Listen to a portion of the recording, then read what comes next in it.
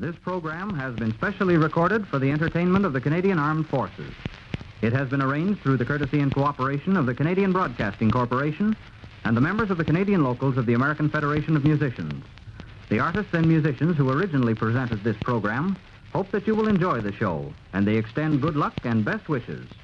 And now, on with the show. And now our play. Tonight it's a comedy romance by George Axelrod entitled Dear Milkman.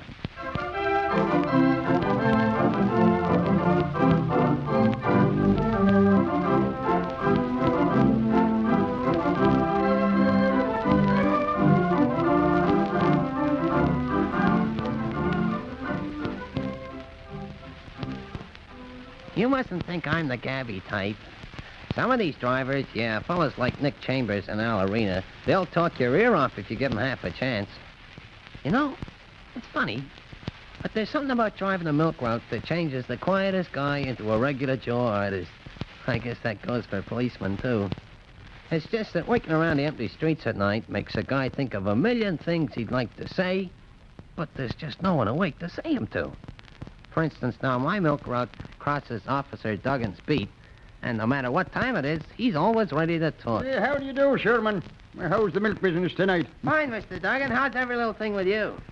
Well, I'll tell you, Sherman, it's pretty quiet tonight, but it isn't always this way. No, sir.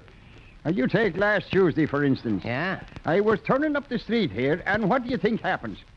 Oh, it was a beautiful night in the stars. You see what I mean? When fellas like us start talking, there's just no stopping us. It's awfully lonesome out here sometimes.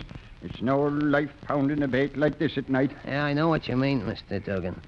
It was different before they retired Annabelle. Now, Annabelle was someone a man could really talk to.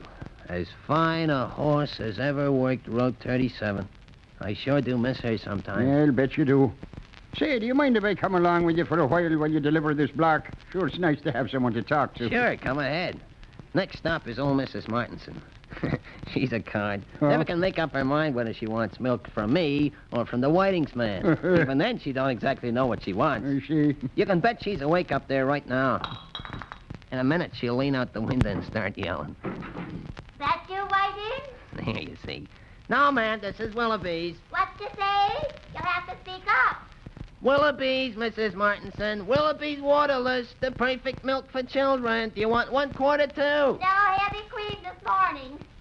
I said no heavy cream this morning. I know, but do you want one? Say, you know, if I'd known the milk business was this funny, sure, I'd have never joined the force. You ain't seen nothing yet. No. Where do you go next door to Mrs. Blinkensup's nursery? A nursery? Yeah, you know, babies. For women war workers, babies. Yes, but they just mind the babies in the daytime. Oh, yeah, but these is leftovers. Oh. The night shift, you know. Yeah. Wait till I see what this note says here. Oh, boy. Business is looking up. You better help me, Duggan. Here, All you right. take this load. I'll Right, get yeah. these. Say, how many you living here anyway? 16, 17, 18. You know, I think I'll stay with the force. Well, the next stop is the Dean's place. You Yeah. think this business is crazy? You should meet Mr. Dean sometime. Oh, what's the matter with him? Boy, did I ever have a run-in with him one night. All on account of his daughter, Marcia. Why, Sherman, I'm surprised. And you a married man, too? Oh, no, it wasn't anything like that. Although it might have been, if you know what I mean. No, tell me what happened. Well, I suppose it wouldn't hurt at that. Now that it's all over, and poor Mr. Deans was elected to whatever it was he was running for, and his daughter Marcia's all safely married off. Yes, well, go on. You know, Mr. Duggan, I've often thought of writing it all down and calling it Love Among the Milk Bottles or something romantic like that. Yes. Then I figure what's the use of having a story and then not telling it? There's no fun in just writing it down on a piece of paper. Well, go ahead, will you? Yeah, sure, you milkmen are all alike. Anything to make a short story long. Well, about 2 o'clock on the morning I want to tell you about, Annabelle and I was just starting out in our rounds, see? We had a full load, and Annabelle was raring to go. Now, I guess you know as much about the lay of the land, so to speak, as I do. But if you recollect, out past the old high school, there's an awful dark stretch of road. No houses or lights for about half a mile. Well, we hadn't gone more than 200 or 300 yards into the dog patch before I seen a car parked up ahead, and standing in the road beside it was a pretty girl. with a little suitcase in her hand and a mighty angry expression on her face. Thinking she might be in some kind of trouble, I call out to her. Hello? Hello yourself. Anything the matter? Oh, is that you, Sherman? Yes, ma'am. Sure is, ma'am. Whoa, Annabelle, whoa. Don't mad me, Sherman Johnson. You've been delivering our milk since I was 14 years old, so there's no need to get so formal all of a sudden. Oh, it's you, Miss Deans. So dark, I almost didn't recognize you. What in the world are you doing away out here all by yourself? And at this time of night? Frankly, Sherman, I've been asking myself the same question. What's going on here, anyhow? Does your father know about this? Good heavens, I hope not. At least not yet. I left him a note, but he won't find it tonight, I don't think. You see, Sherman, I'm eloping. Oh. All by yourself? Of course not. With Harry Benton. You're sure now that you didn't make all this up out of your head or dream it, maybe? You know, I've been reading in a book lately. Sherman, where if this day you'll was... stop being so silly for a minute, I'll tell you about it. Harry and I are eloping. It's a perfectly normal, natural thing. It happens every day. Then where is he? Look, I'm trying to tell you. We ran out of gas, so Harry hiked up the road to see if he could find a taxi. That seems like hours ago, and I've never been so furious in my life. Well, where at is it you're trying to get to? Just up to the station. There's a little church about 50 miles out in the country that we want to get married in. Oh, gee, I don't know what to do. I sure hate to leave you here, but I gotta get along. Mrs. Garside feeds her baby right about now. Look, suppose you hop in with me, and we'll see if we can't find Harry for you. Oh, Sherman, you're an angel. Well, I feel more like one of them Cupids.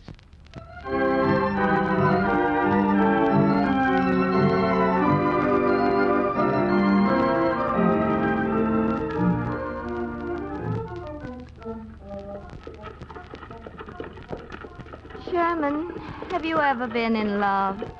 Sure have, Miss Marcia. Sure have. And you can understand how I feel about Harry. He's wonderful. Mary Jane is wonderful, too.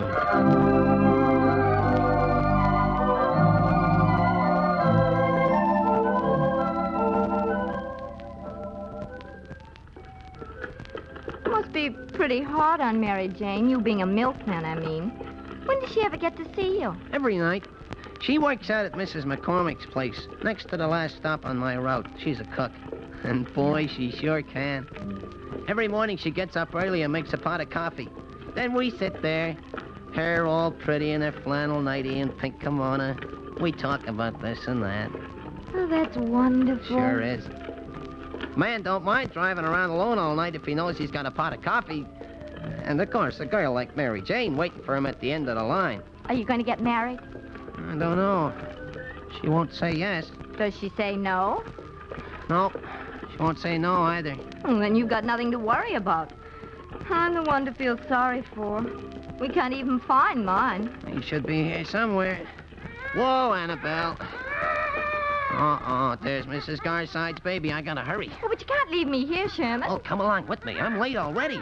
Mrs. Garside's gonna be mad. Is that you, milkman? What did I tell you? Where's that milk? Coming, Mrs. Garside, coming. Who's that to have with you? Oh, it's, just a little, It's a pity you can't do your courting at respectable hours. Leave me 2 quarts. Yes, Mrs. Garside, 2 quarts. Told you she'd be mad. Oh, I'm sorry, Sherman, but I'm so worried about Harry. Hey, listen. What's that? Hey, buddy, can you tell me... Harry! Oh, darling! Oh, I've missed you. I've been so worried. I've only been gone 10 minutes. I know, but it seems like years. What luck with the gas? Not very much, I'm afraid. Didn't you find a taxi station? There's one up the road. I found it all right, but it seems the station was closed. Closed? Yeah, there was a sign, be back tomorrow morning. Oh, good heavens. Say, who are you anyhow? Oh, I'm sorry. Sherman, this is Harry. Harry Sherman. How do you do? Glad to know you. Oh, I guess that sort of settles that. Guess it does. Well, what do we do now? I don't know. Try to catch a ride, maybe. Well, you're perfectly welcome to ride with me. Glad to have somebody to talk to. I go right by the station. Well, thanks, fella. You sure it won't put you out? Of course not. Hop in. Are you people going to stay there gabbing all night? You've already wakened up my husband, and now I can't get the baby to sleep. Sorry, Mrs. Garside. Sorry. We're going right away.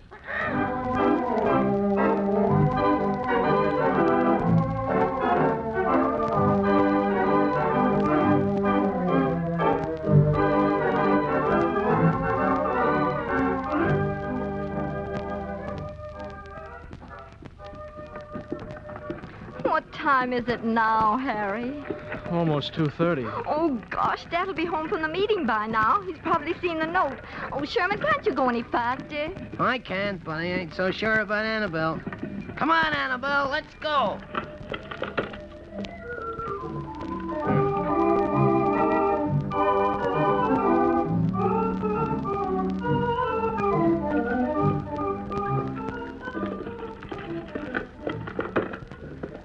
I don't see why you're so all-fired scared of Marcia's father.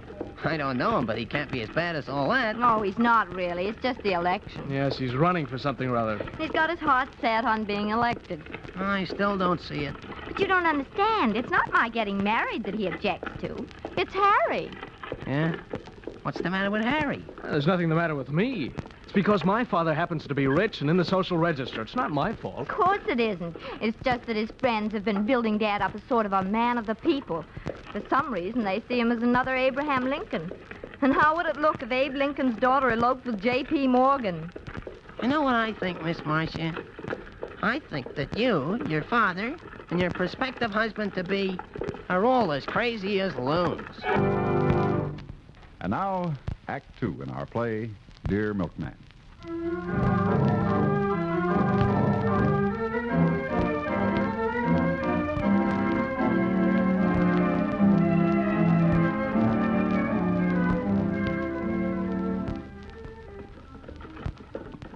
Oh, Sherman, another stop. I'm sorry, Miss Marcia. Mrs. Whitestone's got to have her 2 quarts regular, half pint of cream.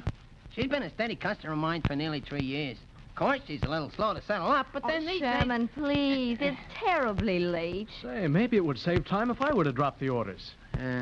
All right, if you think you can do it. Here you go. Not too fast now till you get the hang of it. Easy now. Easy! Oh. Poor Mrs. Whitestone's regular.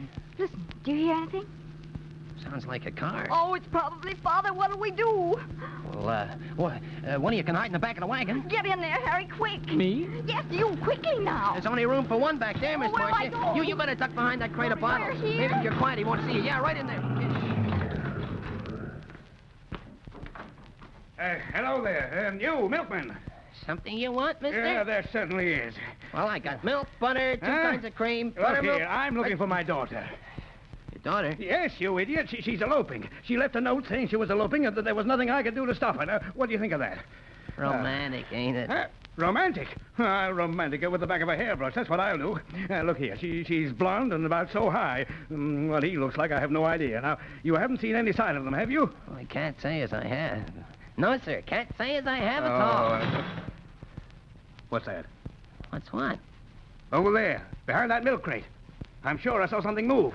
Oh? Mice, maybe. Lots of trouble with mice in these old wagons. Ah, mice, huh? Yes, blonde mice, about 5 feet 4. Young lady, come out from behind that ridiculous box. Yes, sir. Yes, come here now. I demand to know exactly what you're doing here. I think I'm eloping. Eloping? But I don't understand. Oh, do I? Oh, now I begin to see. Eloping with the milkman. Well, this is the most incredible thing that's ever happened to me in my entire life. My old daughter eloping with the milkman right before election.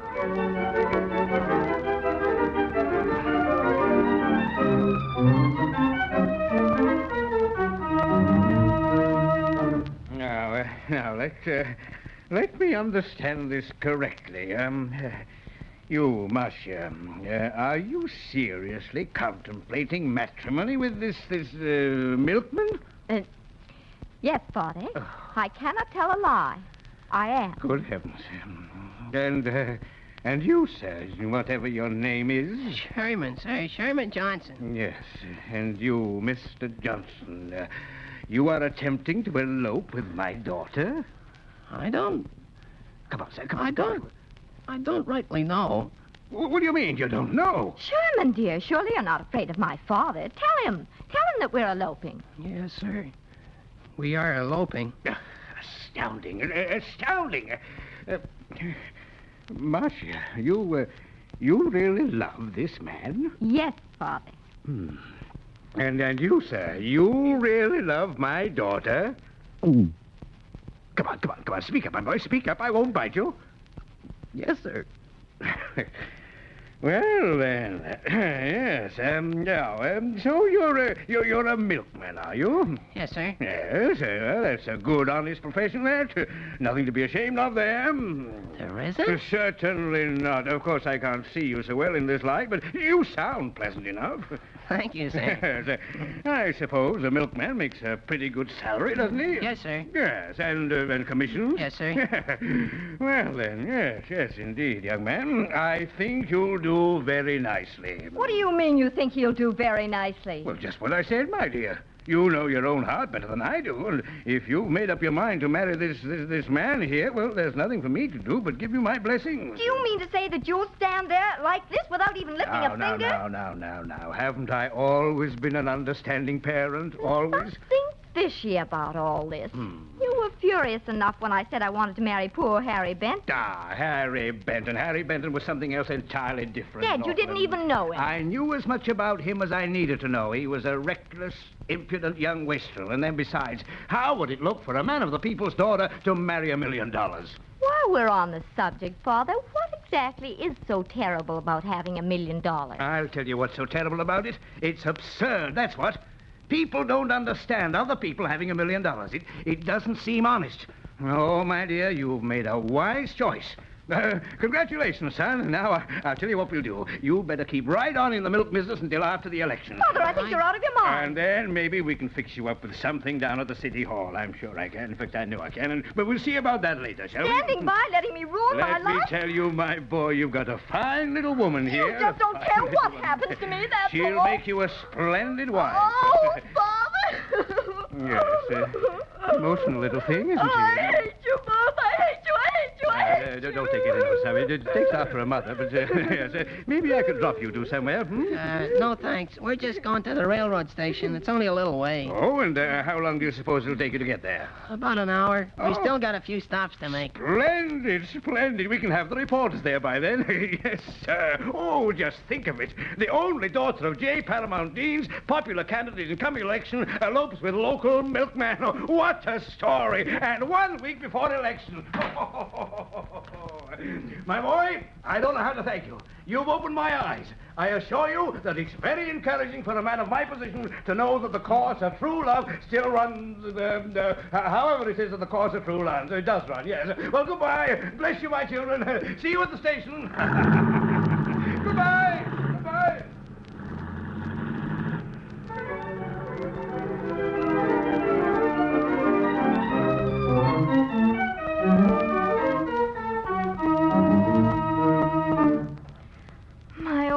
Father behaving like another imbecile. Oh, poor baby. He must be out of his mind. I suppose he means well, really. He certainly has a strange way of showing it. Can you imagine that? He thought it was us that wanted to get married. Frankly, I can't imagine it. Not at all. Well, what do we do now?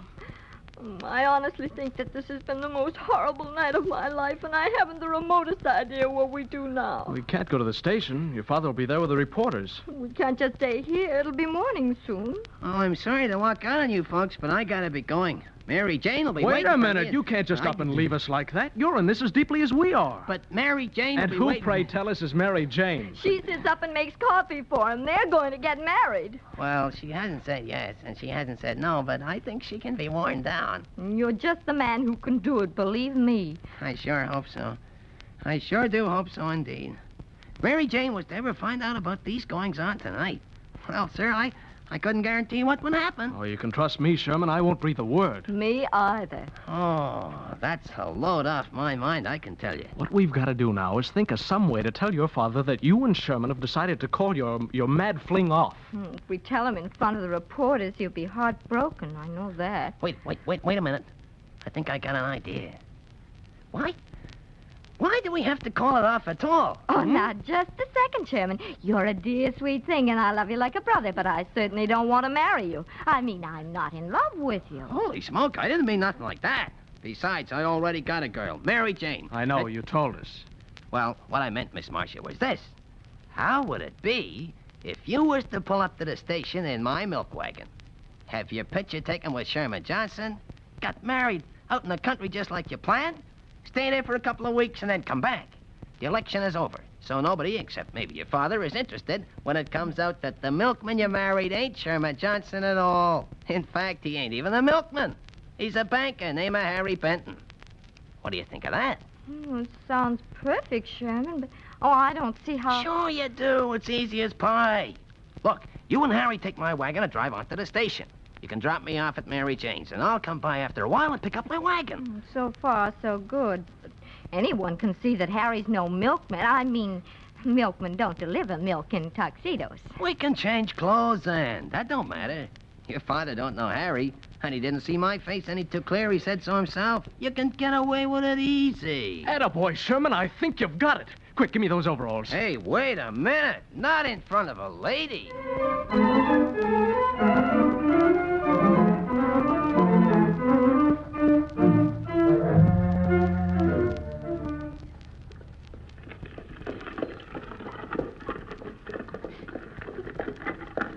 Okay, all right, this is where I get off. Whoa, girl, back there. Whoop, that's okay. You don't have to do nothing. She knows all the stops. Well, goodbye, Sherman, and thanks a million. We'll send you a postcard. I'll never forget you for this, Sherman, not ever. Come here and let me give you a kiss. Oh, gee, no thanks, Miss Marsh. I wouldn't dare. Not right out here in front of Mary Jane. All right, then, Sherman. Goodbye and good luck. And we'll take good care of the wagon. That's perfectly okay. Just be sure to leave a quarter plain and a quarter regular at Mrs. Williams. Little Stucker house across from the station. You can't miss it.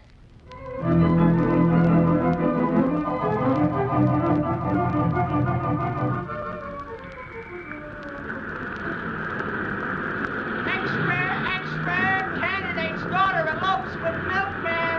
Read all about it.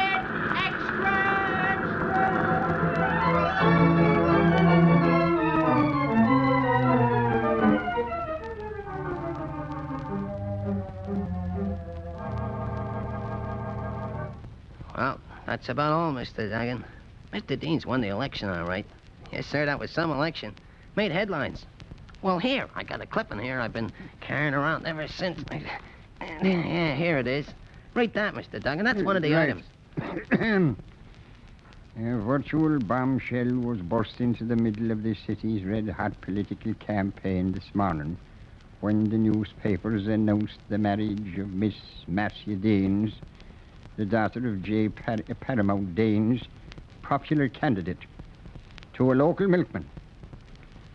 No single event in recent years has so captured the voters' imagination, and the outcome of the election now seems assured. Say, that's all right. But tell me, Sherman, what happened when they found out that she hadn't married you at all? Funny thing, nothing much. You know how it is with elections. 2 weeks later, the whole thing was forgotten. Yeah, but wasn't that some kind of a fraud or something? Not really. Leastwise, I don't think so. After all, Mr. Deans was willing for Marcia to marry a milkman, or anyone else she wanted, except Harry Benton. And it's the principle of the thing that counts. Yeah, maybe so. But what about you standing in front of Mary Jane's in Harry's tuxedo? Oh, yeah, Harry's tuxedo. I had a sort of ticklish time explaining it to Mary Jane. I had to think fast, I tell you. I said, Mary Jane, I wanted to ask you to marry me, and I thought you'd like it if I was to dress up formal for the occasion. As a matter of fact, she liked it fine. I'm sure glad you got away with it. Oh, say, I've got to be leaving, you know. My beat turns off right here. Well, it's been nice talking to you. I sure do envy you, having a nice girl like Mary Jane waiting up for you with a pot of coffee. Yeah, that's what you think. It used to be awful nice having someone to talk to at the end of the line. Now that we're married, Mary Jane don't get up no more, and most of the time I have to make that coffee for her.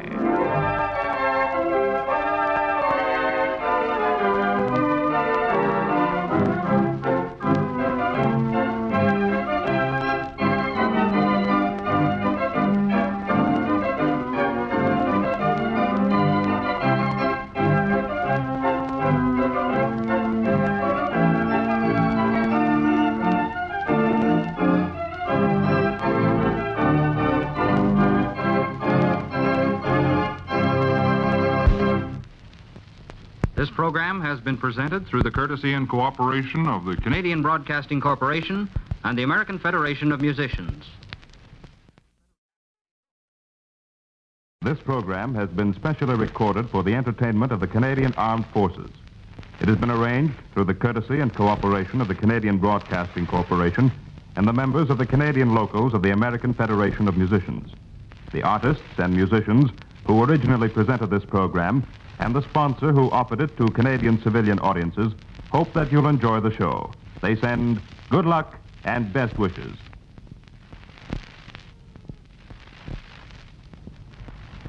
And now our play. Jungle drums thrumming in the night. Jungle drums telling a story of witchcraft, of mystery and death. The Dolls by Richard Morinus.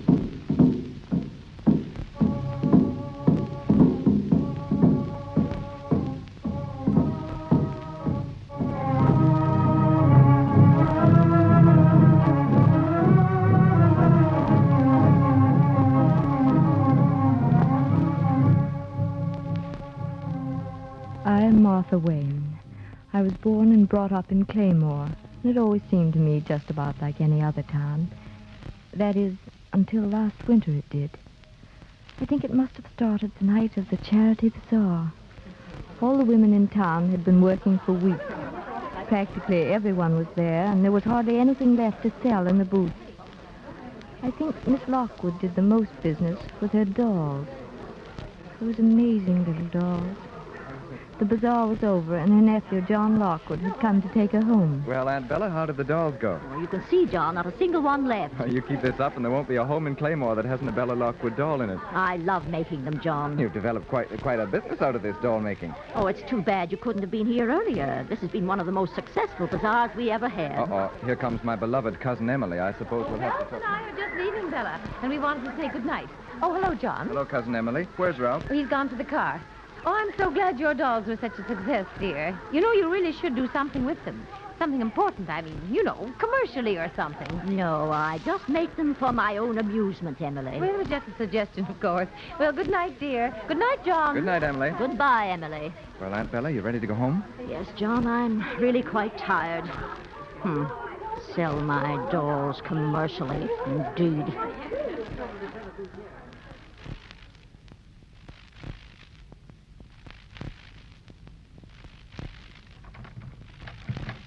I'll just come in for a second, Aunt Bella, until you get the light on.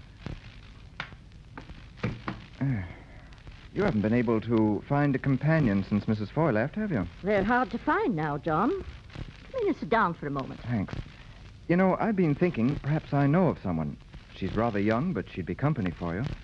Besides, you shouldn't live in this big place all alone. Emily thinks I should close the house and move to an hotel.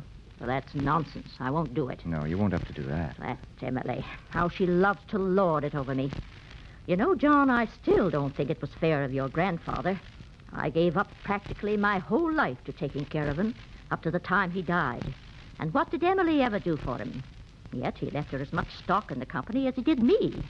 I should have had control of the business, John, and not Ralph, and you know it. Oh, now, Aunt Bella, Grandfather left us all pretty well fixed.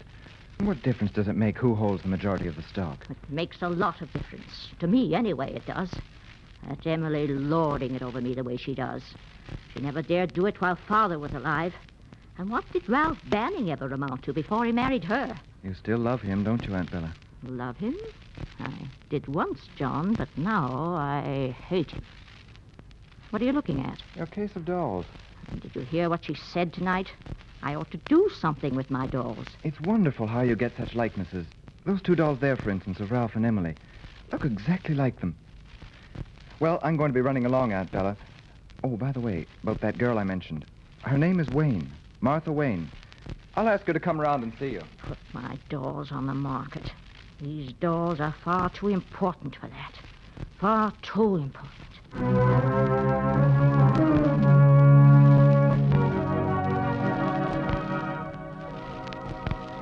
I was sitting home the next evening when the telephone rang. It was John Lockwood. Hello, darling. Just wanted to make sure you were home. I'm coming over. Although John and I weren't officially engaged, we'd been going together for almost 3 years. It wasn't long after his call that he arrived, and what he wanted was... To ask you if you want a job, Martha. Job? What sort of a job? Well, as a kind of companion for Aunt Bella. Bella Lockwood. Yeah, she's living all alone in the big house, and she needs someone with her. And, Well, since you're practically one of the family, I thought it might be a good idea if you'd moved in with her. But, Well, go and see her tomorrow, will you? Aunt Bella's all right. The rest of the family never get along with her any too well, but somehow I manage to. She's rather moody at times, and she has a terrific temper, but she gets over it. I wish you would. Well, the next day I did go to the big Lockwood house. And finally I told her. all right, Miss Lockwood, I think I'll accept it. Fine. How old are you, Miss Wayne? I'm 24.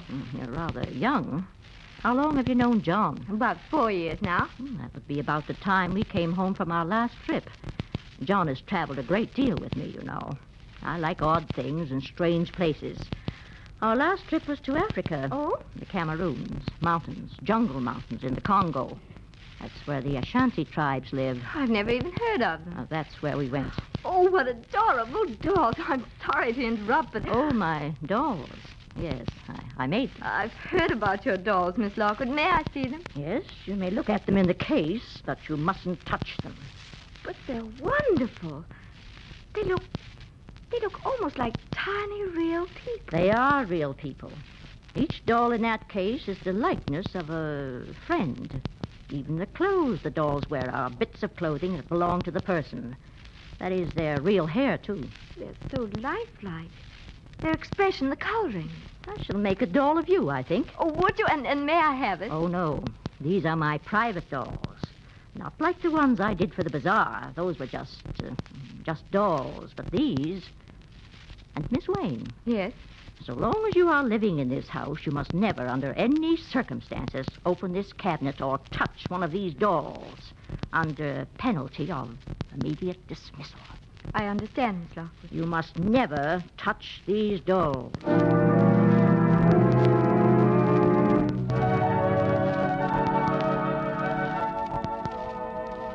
For the next 2 weeks, I didn't see John. I was too busy. Miss Lockwood did make the doll of me, and it was darling. It almost seemed to live and breathe. It was astonishing. One night, it was about 8 o'clock, the doorbell rang. It was Ralph Banning. He and Miss Lockwood talked for a long time. I could hear their voices, and just before he left, they sounded angry. But, my dear, don't you see I have to consider Emily? My stock in the company is her security for the future. I can't sell it to you. You mean you won't? Haven't I offered you enough? Oh, the money doesn't matter, Bella. Believe me, your stock holding now gives you a comfortable income, doesn't it? Yes, but I've always felt that you and I should have an equal holding in the business, Ralph. And we would have if the division had been fair. I'm sorry, Bella, but I can't sell it to you. That stock is mine. It belongs to me, and I want it. If you won't sell it to me, you'll be sorry. You'll be mighty sorry, Ralph Banning. The next day, I noticed the doll of Ralph Banning was missing. It was almost a week before I saw it again. It was standing on the big table in the large downstairs room. That was the day Emily Banning called. When she arrived, Miss Lockwood was in her room. When I told her Emily was there, she hurried down. Emily! Emily! What are you doing? Why, nothing, Bella, really. I see you've added a new doll to your collection. Yes, that's Miss Wayne. She's a pretty little thing, isn't she? Were you working on this one of Ralph? Why? Nothing, only I notice you have a needle in the coat lapel. Why did you come here today, Emily? Well, I thought you might be interested to know that Ralph isn't well. Oh? He hasn't been well since that night he called on you. He told you about that, did he? Naturally he did. I'm his wife. What does the doctor say? But the doctor's puzzled. It seems to be his heart. But he's never had anything wrong with his heart. His heart? Yes, it's a sharp pain that comes and goes. Is that what you came to tell me? You don't seem very sympathetic. I thought you cared for Ralph. Perhaps I did. Once. And you hate me because I married him, don't you? You hoped Ralph would marry you, didn't you, Bella? Have you said everything you came to say? You've always held it against me that I got as much stock in the company as you did. Giving Ralph the control was what he held. Emily, did you come here this morning deliberately to quarrel? Because if you did, I warn you, it would be the unhappiest move you ever made. Oh, Bella, stop being dramatic. I'm not being dramatic, Emily. I wish you'd go. And leave you to play with your precious doll. Go. Yes, get out of my house. And I hope I never see you again as long as I live.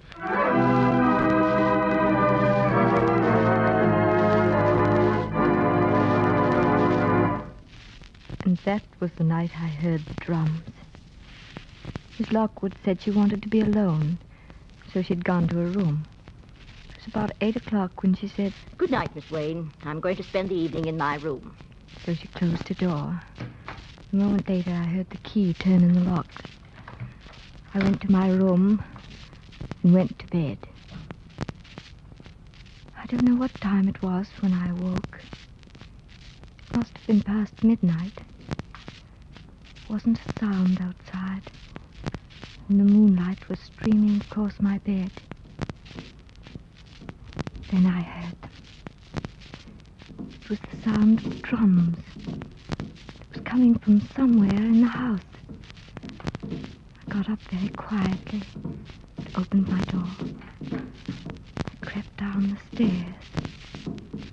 Those drums were coming from Miss Lockwood's room.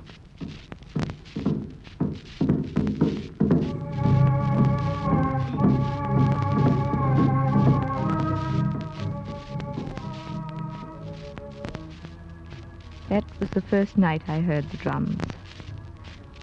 I didn't hear them again that night, nor the next. And I didn't mention anything about them to Miss Lockwood. It was the following day I was having lunch with John. Well, darling, how goes the job? John, I'm afraid. Afraid? Not about Bella, surely. Nonsense. Have you ever heard them? Heard them? Heard what? The drums. Say that again? Yes, it's a sort of rhythmic beating like tom-toms in the jungle. What are you talking about, darling? John, those sounds came from your aunt's room. You're imagining things, Martha. You don't believe me, do you? But I tell you, I heard them. I did, John. What is it? What is she doing? What terrible thing is she doing? And now the second act in our play, The Dolls, by Richard Morinus.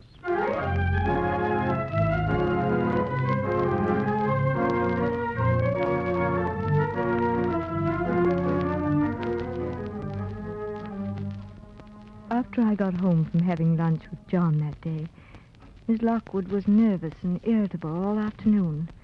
She snapped me up for every little thing. About the middle of the afternoon, she locked herself in her room. It was then I noticed that Ralph Banning's doll was missing from the case. I got to thinking about Mr. Banning. Of course, I had no way of knowing that at just that moment... Emily? Yes? Why, Ralph, dear. What are you doing home in the middle of the afternoon? I didn't feel very well, so I thought I'd come home. Oh, darling, I'm sorry. Shall I send for Dr. No, Ballard? it's all right. I phoned him from the office. He's coming over. Do you want to go to bed, dear? Or... No. It's all right, dear. I'll just lie down here in the Davenport until he comes. Oh, Ralph. Well, that's the way it's been. A sudden, sharp pain. That's what I can't understand, Ralph. You've never had any trouble with your heart. Comes suddenly like that, and then it's gone. And Dr. Ballard says he can't find anything wrong. Then what is it, Ralph? I don't know. Oh, just lie quietly there. Is there something I can get you? Is there anything I can do? No, darling. Thanks. You see, it's gone now. Yes. Well, we'll talk to Dr. Ballard. There must be something he can do to help you. There's nothing wrong with my heart. I'm certain. No. And yet it's just as though someone was sticking a knife in it and twisting it. It's sharp and sudden, and it feels like... Oh, there it is again. Oh, Ralph. Emily. Yes, dear. Do something. Make it stop. Oh. It's getting worse. It's killing me. It's killing. Ralph. Oh!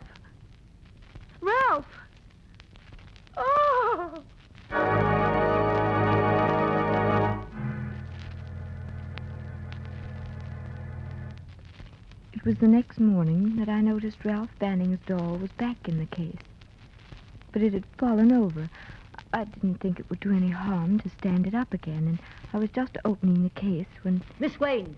I hadn't heard Miss Lockwood come into the room when I turned. He was standing in the doorway, staring at me. Miss Wayne, I told you never to touch that case. But one of the dolls had fallen over, Miss Lockwood. It's Mr. Banning lying there on his back. Look, there's a needle sticking in its breast. Get out. Get out of here. Go to your room at once. Do you hear me? Get out. About an hour later, the telephone rang. It was Mrs. Banning saying that Mr. Banning had died of a heart attack.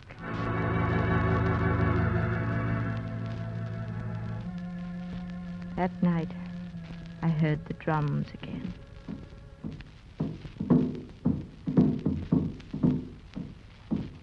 The next day, I decided to tell Miss Lockwood I was going to leave. Something sinister, something evil was over that house, and I was afraid. I knocked at her door. She answered. Come in. I opened the door and went in. She was seated at a table in the center of her room. On the table were two tiny figures, two of her dolls. One was Emily Banning, and the other was me. Then she said, Sit down, Miss Wayne. I was just going to do a little work on these. Perhaps you might like to watch me. But, Miss Lockwood, I'm sorry I lost my temper with you yesterday. I do hope you'll forgive me. Come, sit down, my dear. But really, Miss I was so broken up over dear Ralph's death that seeing you there by his door... Miss Lockwood, that was before we knew he was dead. It was before you knew it, my dear. I knew he was dead. I knew when he died. You knew? But how could you? It was the door. You saw it had fallen over. That meant only one thing. Death. Death? Yes. It was his own fault. He needn't have died. Ralph Banning should have been mine. If he'd married me instead of Emily, he would be alive now. And I should have the money and the position she has. Oh, how I hate her. Just as I hated him for marrying her. And she shall die. She will die just as he died. I'll do the same to her as I did to him. You killed him? They thought they were humoring me when they gave me bits of their clothing and their hair to make my dolls. But they didn't know the secret of my dolls. His doll? The needle in its heart? Yes, the needle in its heart. And she shall die, Miss Wayne, just as surely as he died. But not slowly like him. Not with a needle through the heart, a little at a time, a little more each day, twisting, turning, hurting. No, she shall die quickly, suddenly. She shall be smashed just as I smashed this doll, like this. Oh, how horrible. Now it will be mine. All mine. The company and the money will all belong to me. You've smashed the doll. Not the doll, Miss Wayne, but Emily. Emily Banning is dead. No, I don't believe it. You can't do these things. I won't. It was the secret of the dolls, Miss Wayne. A secret I learned from the old witch doctor of a lost tribe in Africa. You don't believe me, do you? You don't believe my dolls are real, do you? You don't believe they can feel. Yes, I do. I'll believe you, Miss Lockwood, but please let me Just go a now. moment. You've forgotten I still have this. My doll? I was afraid you might guess my secret. And now you know. Miss Lockwood, please, Look, see. It looks like you, doesn't it? See, it wears your clothes. It has your hair. And it has the charm of the witch doctor. This little doll, it is you. See? See its little arm? I could take hold of it and twist it. No, don't stop it. See? You feel it, don't you? I knew you would. Whatever I do to your doll, you will feel. Oh, let me out of here. I won't stay in this awful house Sit another down, minute. Miss Wayne. Sit down or I'll twist. Don't do it anymore, please. Please don't do that again. Then you will do as I say, Miss Wayne. All my life I've been cheated out of everything I ever wanted. Money, position, love, everything. Only through my dolls have I held power over people. But now, it's too late. The things I really wanted are gone. I wanted Ralph to love me, but he didn't. Then Emily stood in my way. And now... Oh, no. No, not me, please. It's too late for you too, Miss Wayne. You've learned my secret. And I can't let you live. You too must die. No, you can't. You won't. Oh, Miss Lockwood, please. I promise anything. Only don't do that again. Yes, no, Miss Wayne, you must die. I can do it quickly, like Emily, or I can do it slowly, painfully.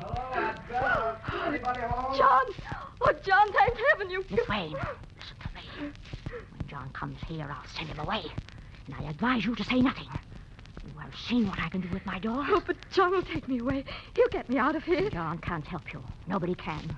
Remember, so long as I hold this doll of you in my hand, I hold your life with it. Remember what I said, Miss Wayne. You will say nothing. No matter where you are, Aunt Bella! In my room, John. Oh, there you are. Hello, Aunt Bella. Hello, darling. Thought I'd stop by with an invitation for lunch. That's if you can spare the young lady. Well, what's the matter, Martha? You look as though you've been crying. Nothing, dear. We were just talking about poor Ralph and I... That was an awful thing, wasn't it? Hello, what's this? One of your dolls, Aunt Bella, smashed all over the floor. Why, it's Emily. What happened? There was an accident. Oh, I'm sorry. That's too bad. I'll get it for you, Aunt Bella. Hello? Yes, this is the Lockwood residence. This is John Lockwood speaking. Yes? Yes? Yes. Yes, I'll be down right away. Thanks for calling. Who was it, John? What did they want? We were talking about Emily's doll, weren't we? What did you say happened to it, Aunt Bella? I told you there was an accident. Who was it on the telephone, John? What is it, John? What's the matter? That was the police. Emily. Emily's dead. Yes. How did she die? It was an accident. She tumbled and fell in front of a car, but how did you know?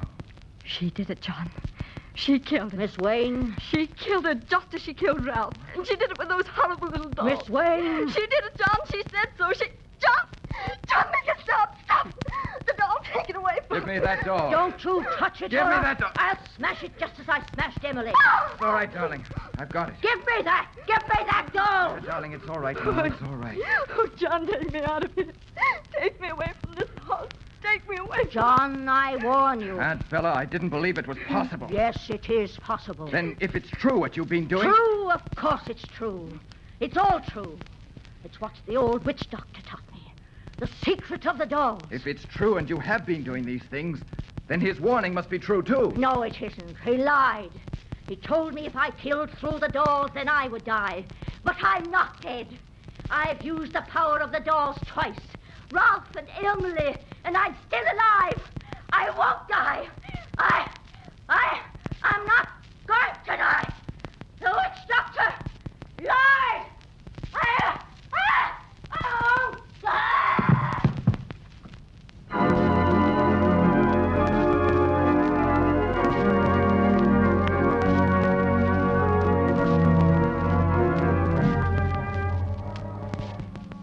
That all seems forever ago. Sometimes as though it had never happened at all. The doctor said that Bella Lockwood died of a brain hemorrhage. John and I never talk about it anymore. They destroyed all the dolls that were left. They burned them. John sold the big house. Sometimes, even now, when I'm alone, I still imagine I can hear the hollow throbbing, the beating of those drums.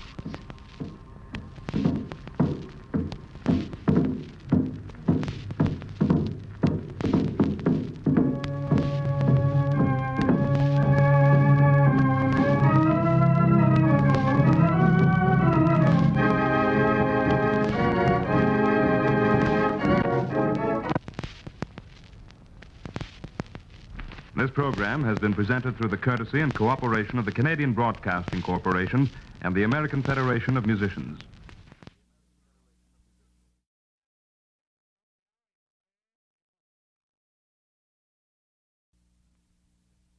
This program has been specially recorded for the entertainment of the Canadian Armed Forces. It has been arranged through the courtesy and cooperation of the Canadian Broadcasting Corporation and the members of the Canadian locals of the American Federation of Musicians. The artists and musicians who originally presented this program and the sponsor who offered it to Canadian civilian audiences hope that you'll enjoy the show. They send good luck and best wishes. And now our play. Tonight is a comedy romance by Mildred Hark and Noel McQueen entitled Love Must Triumph.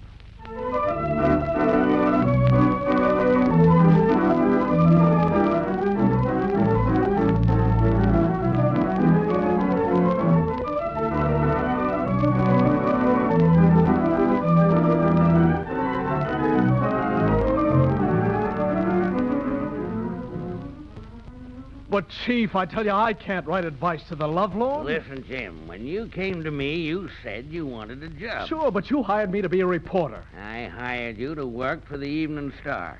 And if I say you're Miss Fairchild, you're Miss Fairchild. But please, Chief, I'm a man. I'm full of red corpuscles. Why not give me a chance at something worthwhile? Worthwhile?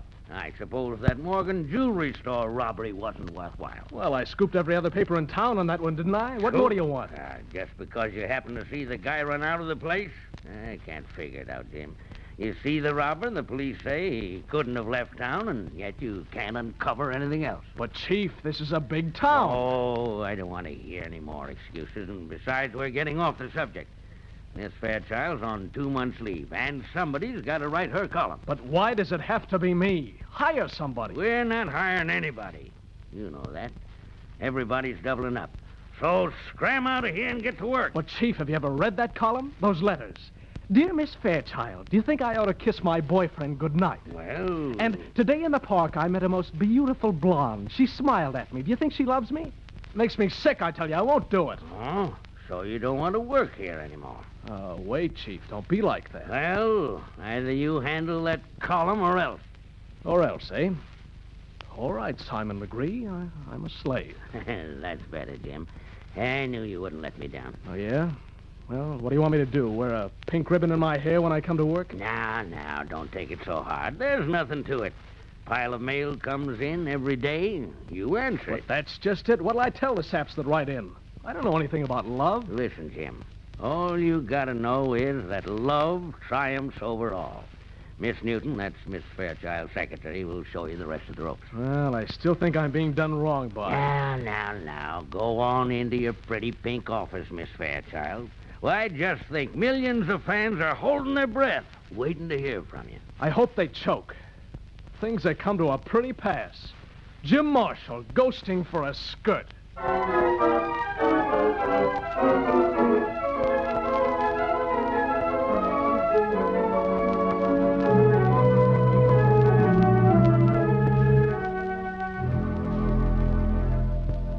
But Alice, Miss Fairchild always says that true love should never be interfered with. That may be, Connie, but yours doesn't happen to be true love. How do you know? Because you and Billy are too young. I'm nearly 17 and Billy's 18. Mere babe. Oh, sis, you're only 6 years older than I am. To hear you talk, you'd think you were Methuselah. Well, I feel like it sometimes, having had to practically bring you up. Now, I don't want to hear any more of this nonsense. You mean I can't see Billy tonight? That's exactly what I mean. Well, you ought to be seeing lots of boys at your age. Just getting serious about one. Oh, well, I suppose all great lovers have been thwarted. Great lovers? Connie Baker, you've been reading too many romantic novels. Well, anyway, I'm going to write to Miss Fairchild. Well, you go right ahead. From what I've seen of it, she conducts a very sensible column. She'll undoubtedly tell you the same thing I did.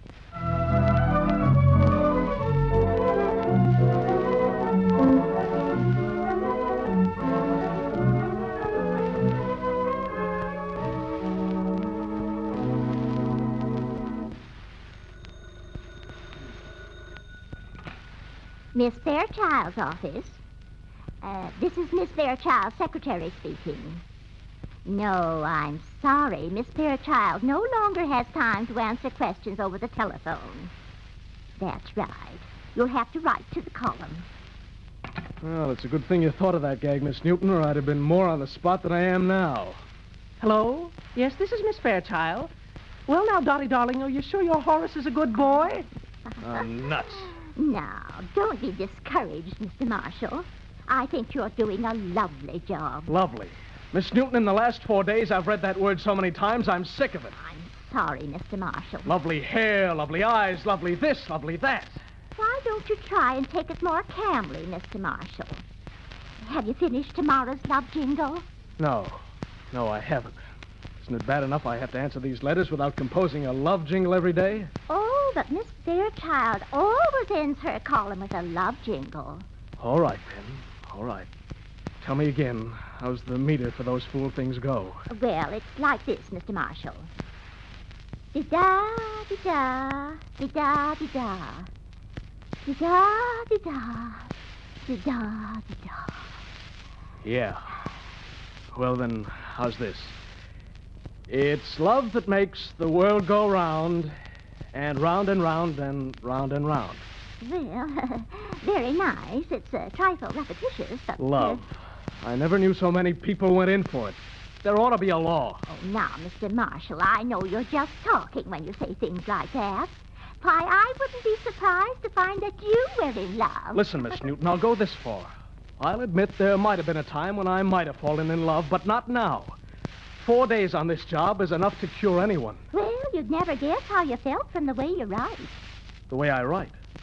Why, what's that you're reading? Your yesterday's column. It's so beautiful. Particularly where you tell the girl who signs herself Connie not to let anything interfere with true love. Don't give me any credit. The boss says love must triumph. I'll get it, Mr. Marshall. Hello? What? Oh, my.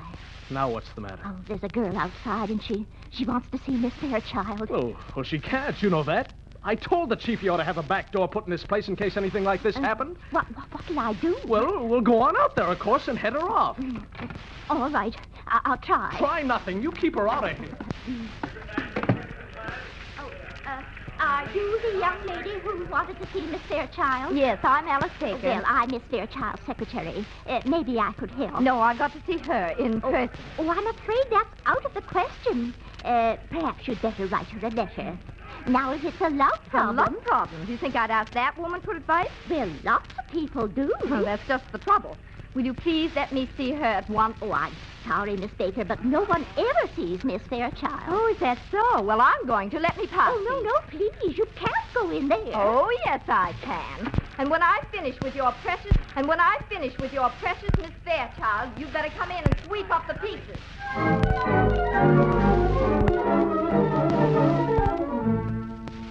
Hey, wait a minute. You can't come in here. And who's going to stop me?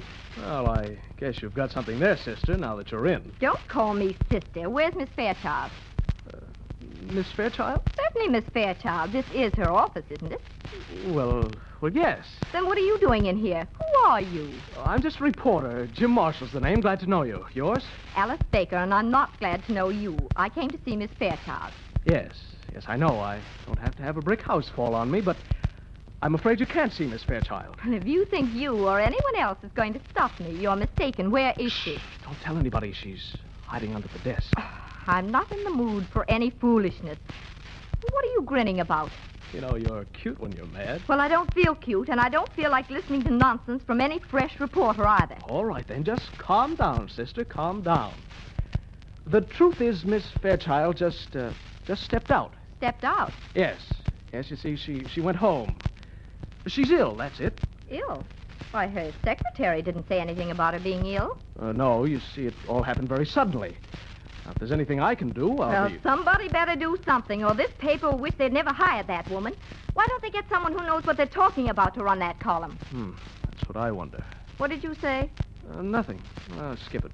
Do you know what that Miss Fairchild told my sister Connie? Well, how should I know? A lot of claptrap. Love must triumph. Nothing must interfere, not even the family. Not even the family. That's what she said. And in this case, I happen to be the family, and I won't stand for it. The idea of giving a child of 17 advice like that. 17. Well, now, maybe Miss Fairchild didn't know your sister was as young as that. Oh, she should have known. It's her business to find out things before she goes around wrecking people's lives. Oh, now, wait a minute. It can't be as serious as all that. Oh, you think not? Well, if you had to listen to Connie mooning around the house. Love, I'm sick of it, I tell you. Sick of love? You don't mean it. Say, how about having lunch with me? No. Why not? Well, in the first place, I don't know you from Adam, and... All right, so what? I'm not Adam. But we are kindred spirits. Are you crazy? Not a bit. You're sick of love, I'm sick of love. Something in common, get it? You're sick of love. I'll bet it was a redhead. So that's why you're hanging around here. To get advice from dear Miss Fairchild. Oh, no, I wasn't. You got me all wrong. There wasn't any redhead, and if the truth were known, I think Miss Fairchild's advice is terrible. I know a place where they have waffles an inch thick and maple syrup, the like of which... I must admit I am hungry. Oh, great. Let's go. Sick of love. You're a gal after my own heart.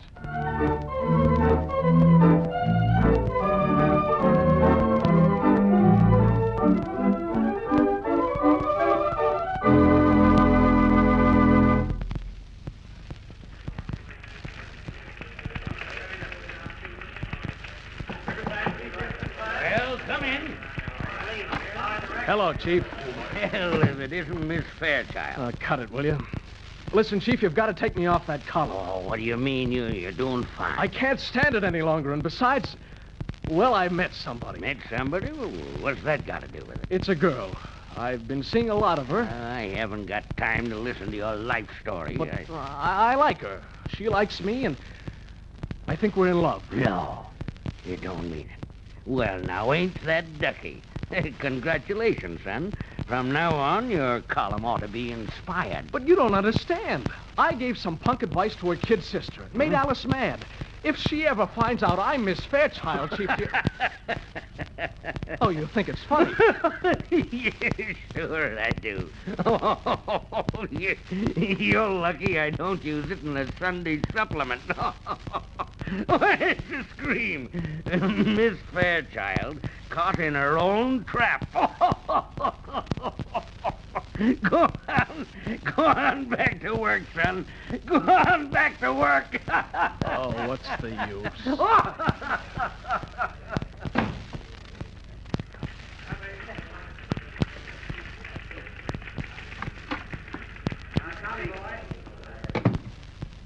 Why, whatever's the matter, Mr. Marshall? I'm a sick man, I tell you.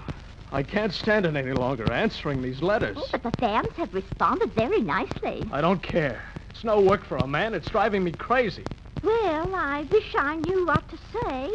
If I could help, I'd only... Say, hey, maybe you've got something there, Miss Newton. Look, do you suppose you could, well, kind of take over for me? You mean write the column for you? Sure, just for a few days, to give me a rest. Well, of course, I've always wanted to write about love, Mr. Marshall. But do you think I could? Well, sure, you'll be great. I know you will. But what will I tell them? Oh, just like we always do, you know. The chief says love must triumph. The old oil, Miss Newton. The old oil.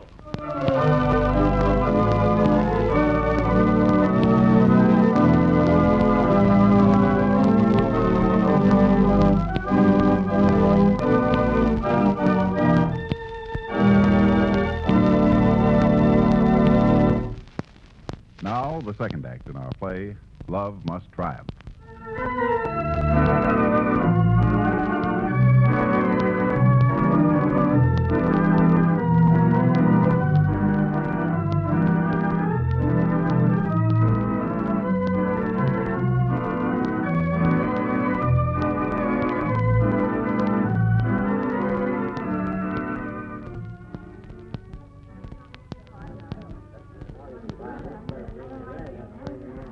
Jim, this week has been wonderful.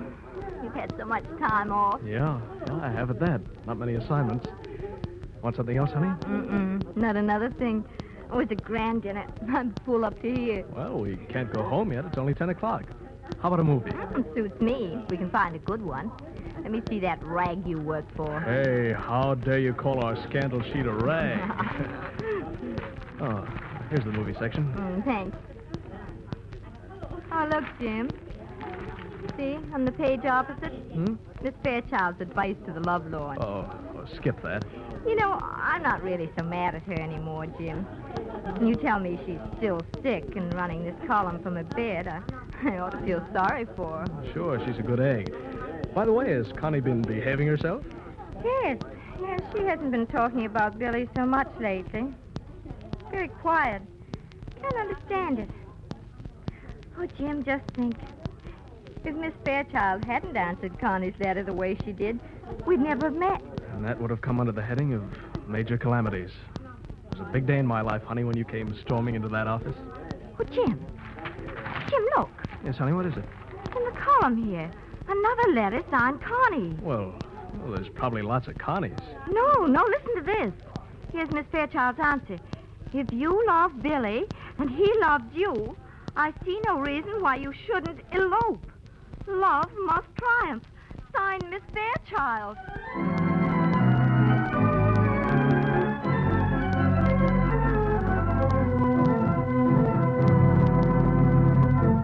But, Miss Newton, how could you ever write such a thing? Well, I'm sorry, Mr. Marshall, but... Oh, stop stuttering. You sound like a motorboat. Do you realize what this means to me? My best girl's gone home to try and stop her kid sister from eloping, and I didn't dare go with her. But why? Supposing it's already happened. Supposing they've gone. Could I face her? Could I look her in the eye when it's all my fault? Of course I couldn't. Well, maybe it isn't as bad as you think. Maybe they won't take my advice. Well, let's hope not. But, Miss Newton, you practically told them to elope. Why did you have to put it as strong as that? But you told me, Mr. Marshall, love must... Don't say it, Miss Newton. Don't say it. Oh, why did I ever have to get mixed up in this? And besides, she still doesn't know you're Miss Fairchild. No, but if she ever finds out... Oh, she won't, Mr. Marshall. How could she? Oh, Alice. Alice, what is it? They've gone. You mean eloped? Yes, Connie left a note, and the neighbors said they saw Billy's car leave over an hour ago. Now, take it easy, Alice. We've got to stop them, that's all. But how, Jim? Connie didn't say where they were going, and there's no I've got way my car downstairs now. Let me think. Oh, if I could just get my hands on that Miss Fairchild. Miss Fairchild, another bundle of fan mail for you. It must have got on my desk by mistake. Hey, Chief, please. Oh, excuse me. I'm sorry. I didn't notice we had company. Whom were you calling Miss Fairchild? Oh, don't listen to him, Alice. He just works here. He's crazy. Crazy? Just work here, do I? Why, I ought to fire Wait a minute, you and... mister. You tell me just one thing, and then I don't care what you do to him. But, Alice... Now, Jim, has this man been running the love column under the name of Miss Fairchild?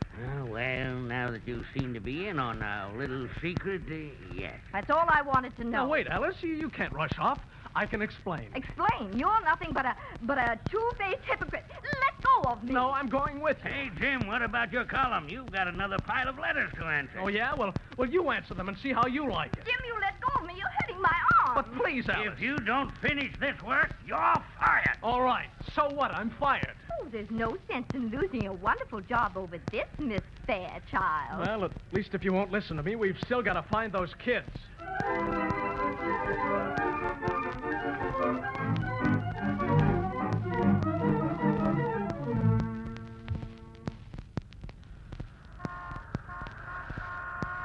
I don't need your help. Oh, yes, you do, because I know where they've gone. I suppose that's another one of your lies. Honest, Alice, I swear I know. That little burg out on Willow Road, Hillview. It's the only place. Are you sure? Yes, it's gotta be. Now, here's my car. Hop in. No, Jim, I'd rather go by myself. Don't be a sap. You can't walk 30 miles, so why not let me drive you? Well, all right, but after we find them, I never want to see you again. That's the way you feel. That's the way you feel. I lose you, and I lose my job. But at least we're gonna find those kids.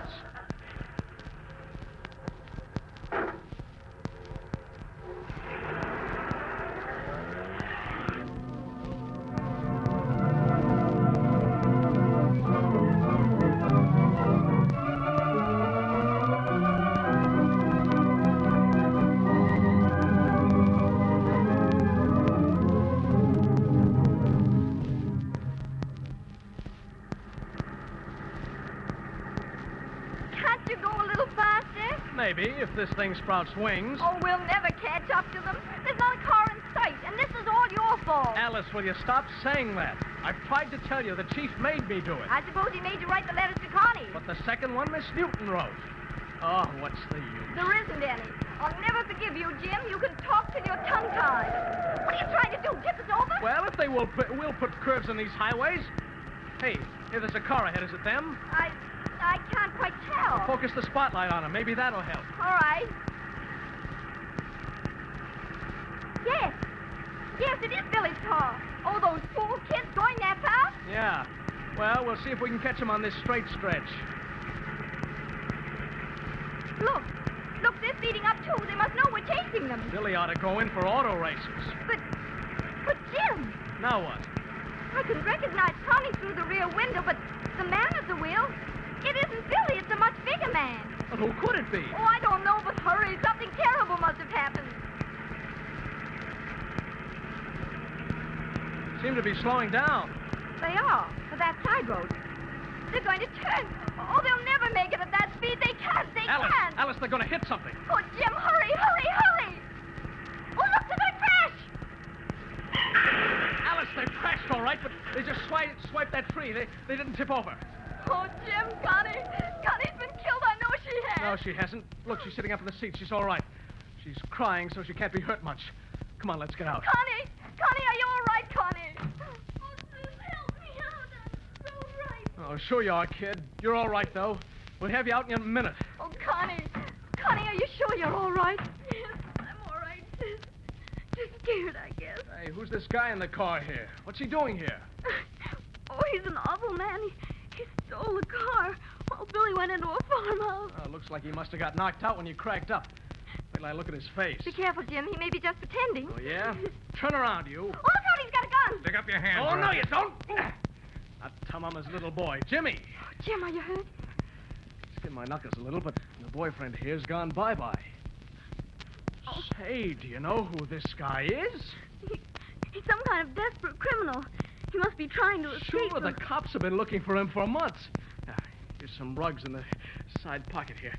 Pardon me while I tie this bird up. Connie Baker, how did you ever get mixed up in anything like this? Well, it isn't my fault. It's that Billy's. He went into a farmhouse to phone his parents about our eloping. Oh, so your Romeo got cold feet, eh? Well, anyway, he left me sitting in the car. And this man came out of the ditch and pointed a gun at me. He told me to get out, and when I didn't right away, he drove off. Thank heaven we followed you. There. That's got it.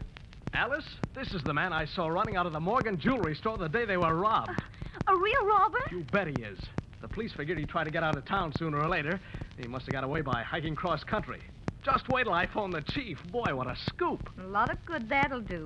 Aren't you forgetting? You're fired. That's what you think. I won't give him the story till he gives me back my job. From now on, Jim Marshall's going to be the fair-haired boy around the Evening Star, and no more Miss Fairchild either. Oh, do you know her? Know her. He is Miss Fairchild. Yeah, but... You mean I was? Well, anyway, Connie, you can see you were writing to someone who didn't know what he was talking about. Now, wait a minute, Alice. I may not have known much, but I've learned a lot about love in these last few weeks. So have I. Connie Baker, if you start that again after all I've been through... But sis, you don't know what I mean. I'm out of love. Billy was a great disappointment to me. First he got hungry, and then he wanted to phone his mommy. He wasn't a bit romantic. I'll take Tyrone Power. Thank goodness. He's hundreds of miles away. Now, you see, honey, everything turned out all right. Connie's troubles are all straightened out. I got a big scoop, and you're not mad at me anymore. Who says I'm not? I do. And this proves it. Jim! Oh, Jim, darling. Jim, darling. Huh, you should talk about me. That's enough out of you, young lady. Well, let's get moving. It's 1 o'clock in the morning. Is it that late? Oh, gee. Now what's the matter? I just remembered something. We phoned the minister in Hillview to wait up for us. You don't say. Yes, and I'll bet he'll be awfully mad because we didn't show up. Well, I should think so.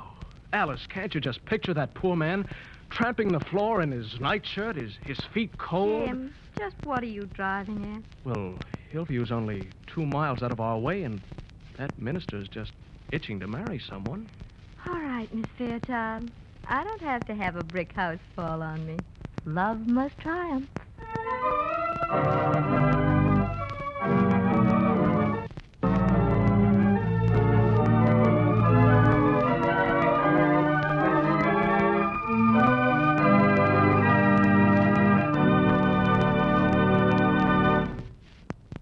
This program has been presented through the courtesy and cooperation of the Canadian Broadcasting Corporation